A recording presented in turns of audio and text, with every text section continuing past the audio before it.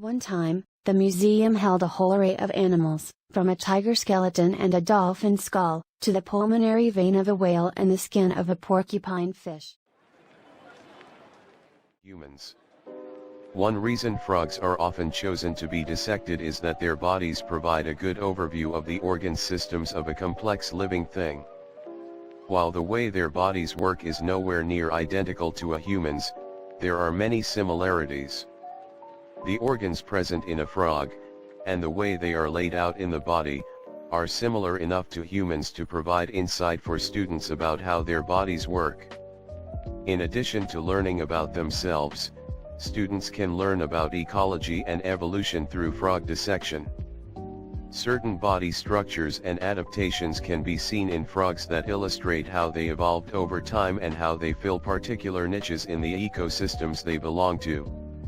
For example, the tongue of a frog has adapted to have great length, strength, and speed in order to effectively catch insects in flight.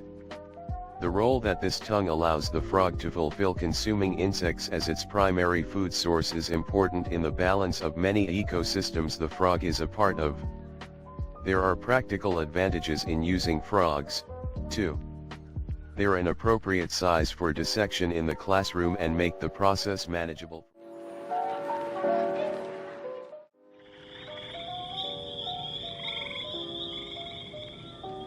The bones in the head are not huge, they're mostly rod-like bones, and that reduces the weight of the head.